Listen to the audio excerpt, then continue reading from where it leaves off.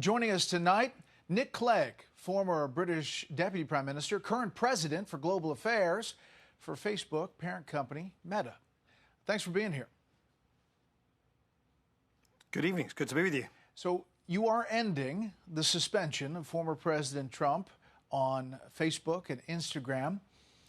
Why are you doing that now? And explain what's behind it.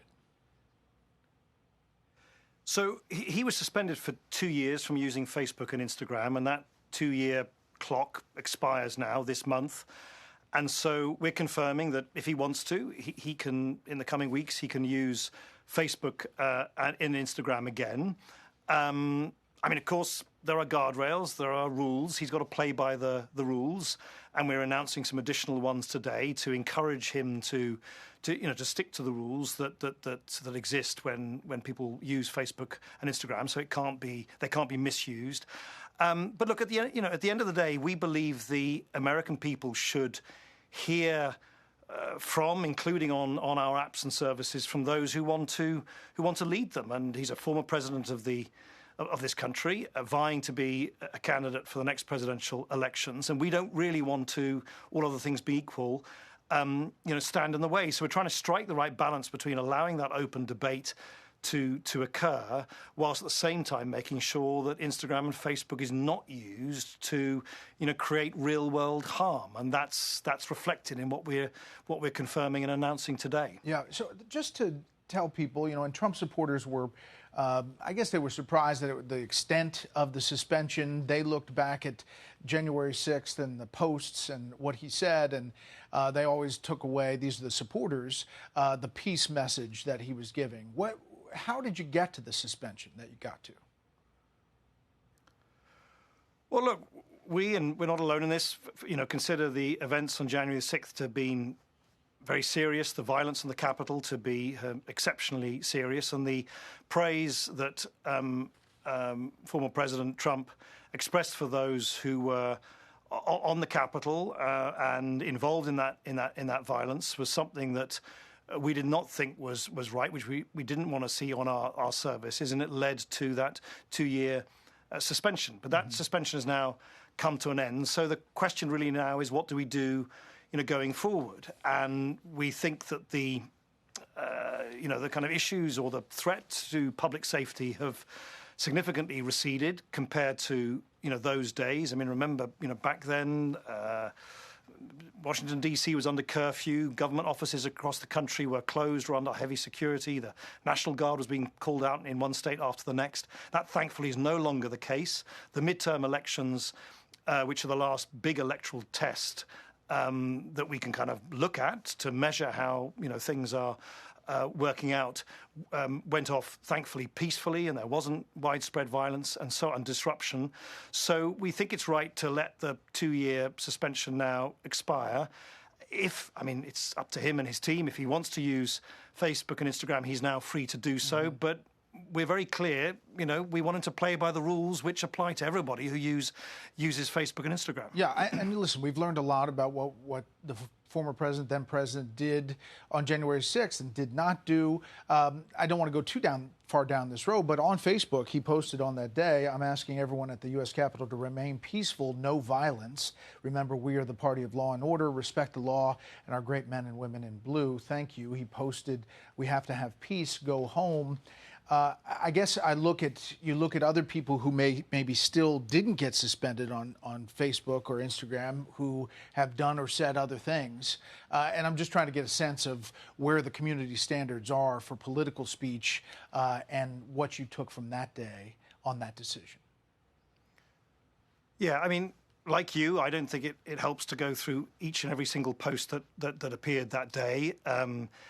There are other posts which had a much more, at best, ambivalent message of support for those who did, indulge in exceptional violence at the centre of American democracy on that day. But where we draw the line is, as a general principle, we're a private company, we're a private tech company. We're not a political entity. We don't try and make decisions which sort of help or hinder one side or the other. We believe in free and open debate, particularly in the world's most powerful democracy, the United States.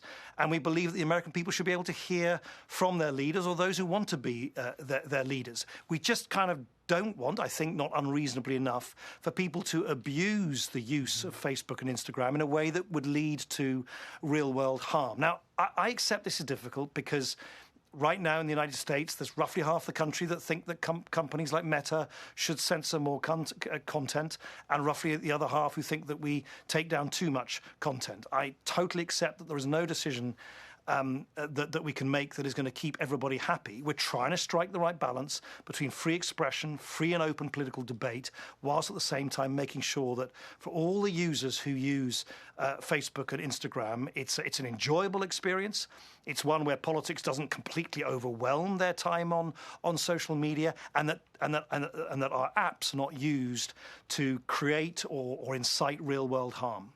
When it comes to elections, obviously, there are all kinds of questions about the use of Facebook, and we saw it in 2016, 2020, and there are all kinds of questions on Capitol Hill about that. But as far as stories, the Hunter Biden laptop story, the story of the COVID origins, did Facebook manipulate those or censor those as they were coming out? So on the Hunter Biden story, other platforms, I think it was Twitter, sort of just deleted the story altogether. We didn't.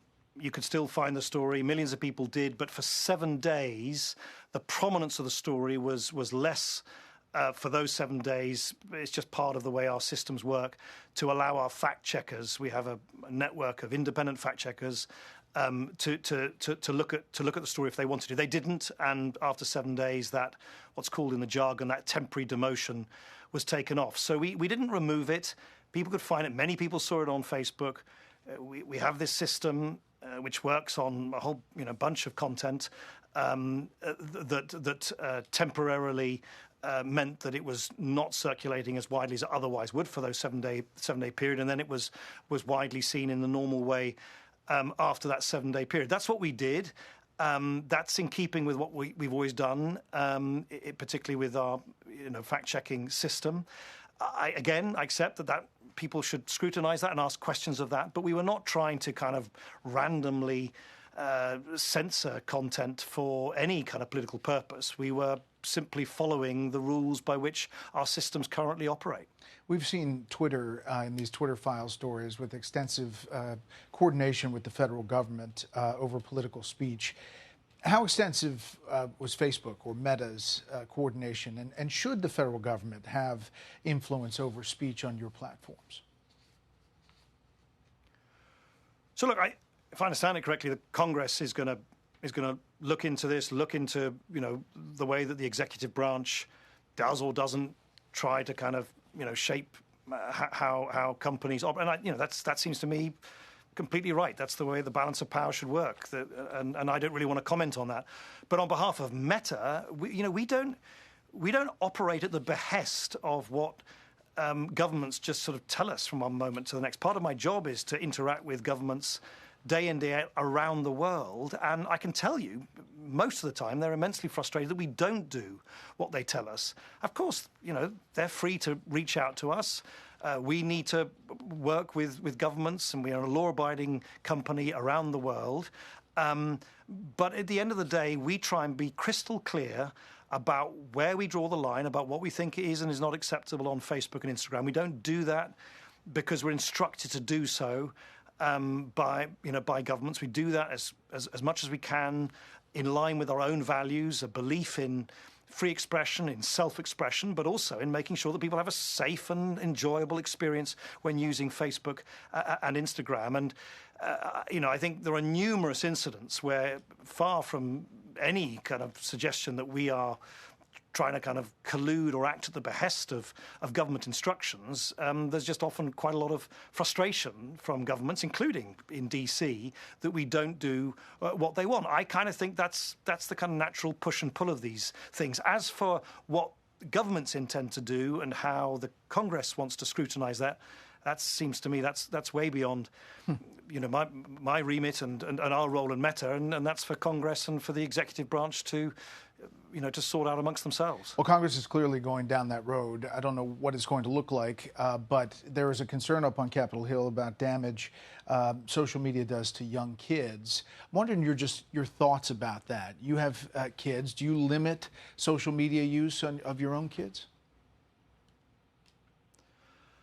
I mean, look, every parent is different. I just make sure, like all parents, and you try and do this with monosyllabic, grumpy teenagers in particular, you try and keep up, you try and keep the channels of communication open so they talk to you about what they're looking at. I think we have on Facebook and Instagram now much better parental controls. So particularly for teens, parents, obviously with the consent of the teens, can really see exactly who they're communicating with, what kind of content they're looking at. And also we have new systems where the technology is improving all the time. So if a teenage girl, for instance, is looking at the same kind of content on Instagram all the time, we basically nudge them and say, hey, maybe it's time to now look at something else, or maybe it's just time to take a break altogether. We're giving more and more data to researchers to look at the effect of social media on adolescents in particular. So, look, all of us want the same thing. All of us want the same thing, is that when youngsters use social media, they use it for the good, and there's a lot of good on social media for youngsters. They can communicate with their friends, they can develop their own identity, they can find out new things, whilst, of course, shielding them from the harms. And we totally accept that this is a wholly legitimate area of scrutiny and questioning from Congress. We understand we have heavy responsibilities in this area, but we are constantly improving and investing in our systems to deliver exactly what I think most people want, which is an enjoyable and safe experience for teens on social media. Things are happening quickly. Artificial intelligence is moving forward. Is AI dangerous? Do you think that should be regulated? There's a lot of questions about where the future goes on this front. Well, look, I think AI is one of the most transformational technologies that's out there at the moment. And certainly, if you look at a business like Meta, AI touches every aspect of what we do. In fact, some of the things we've just talked about, it is AI systems that are increasingly sophisticated at identifying content which might be damaging to youngsters. Without AI, we wouldn't be able to keep teens safe when using our apps. But at the end of the day, AI systems are just very powerful sort of pattern recognition systems, but they will be used increasingly across the industry. Questions will be asked by regulators and legislators around the world. We, of course, will always fall in line with legislation that is adopted by democratically elected legislatures around the world. But, I hope at the same time people also recognize that the United States is a world leader in this. And, there are other countries like China where they have very different principles and values about data privacy and data protection and how AI systems are used, and the world-beating excellence of US industries using AI is a real crown jewel, if I could put it like that, for the US, which I hope will be safeguarded into the future as well. I want to ask you about the business and layoffs recently in the tech world. You've had some recent layoffs: Microsoft 10,000, Amazon 18,000, you all 11,000, Twitter 3,700. Obviously, during COVID, it changed. A lot of people were 100% using social media, and numbers were going through the roof. You see a slowdown? Is this the end of the layoffs? What do you think going forward? Well, I see two things. Firstly, you're right. The whole industry, or most of the industry at least, appeared to, with hindsight, with the wisdom of hindsight, kind of overhire during the pandemic. I think a lot of people assumed, wrongly as it turns out, that the massive shift to online behavior and life in the pandemic would somehow kind of carry on after the pandemic. But of course, people have gone back, thankfully, much more to their kind of normal lives. I mean, some things have changed for good, but it wasn't the permanent step change that many people anticipated. So we've had to course correct for that. But speaking, for Meta in particular, I'm not in a position to judge about the industry as a whole. For us, this is an ongoing process. I mean, we are really leaning into driving greater efficiency through the way in which we do things, doing the right thing, but with leaner resources, making sure that teams are really focused on priorities, and that's an ongoing. It's an ongoing process. So for us, it wasn't just something which we announced one day and, alas, had to let go of a number of colleagues and fellow employees. It's actually part of a process where we really are seeking to remold the company, really, to be leaner and more efficient and more focused on the real priorities that the business faces. Forbes was really tough on you last year, saying that this is a quixotic quest going down the virtual reality stuff. Meta finished down today in the markets, and you've had operating losses 2019, 2020, 2021, and 2022 for $30 billion plus. What is the vision? What are you trying to believe that everybody is going to be in this virtual reality kind of world going forward? I think the vision is this. At the moment, you do it, I do it, everybody's watching this program does it. You just spend your whole life walking around with a mobile phone in the palm of your hand. I mean, we just live via our phones. The vision is that is not the end of technological development, that eventually we will move to wearing something on the bridge of our nose, just like billions of people wear spectacles, and that there is new technology, optical technology, which means we will communicate with each other rather than staring at a screen on a phone. We'll be able to see each other as an avatar, as a hologram, through the lenses we have, on our faces, and that will provide a sense of presence, sort of immersive presence, that even if you are geographically very far apart, you feel as if you're kind of breathing the air in the same room with someone else.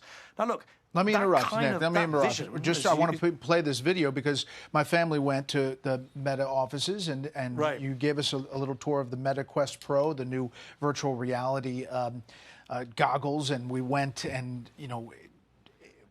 really experienced some interesting stuff, and it was great. My kids loved the games. I played golf. They flew around as Iron Man. My wife was boxing. Very cool stuff. But for me, are you thinking that my age is going to do this in virtual reality conference rooms? Or are you looking at my kids saying those are the people that we are going to get in the long term? Is that the business model? Look, firstly, this doesn't happen overnight. It takes a while before people get used to new technology, new ways of communicating with each other. These things don't happen overnight. These are major investments. I mean, the holy grail, if you like, is augmented reality, where you can really kind of feel that you're in the physical environment that you find yourself in, but you can augment that with a sort of whole digital world that you can overlay on it, a sort of mixed reality, if you like, plus. That will rely on technologies which haven't yet been fully developed. They're still reliant on technologies which are being developed in the lab by research scientists. So we've got a long way to go.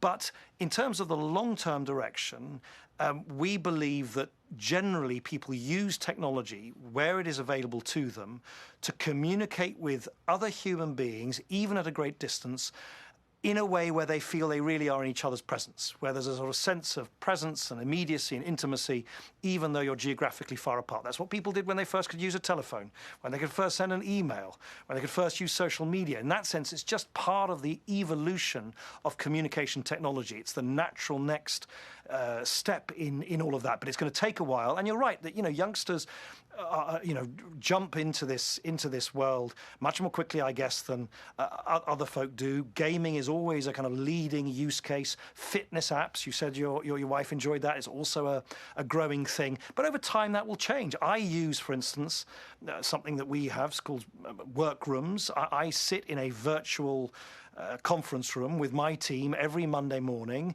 and we meet, even though my team is distributed around the world, for an hour every Monday, and we feel as if we're sitting next to each other. It's a great experience, and I think that's the kind of thing that is going to grow and develop over time. Last thing, you're now in this world. You were in the government world before.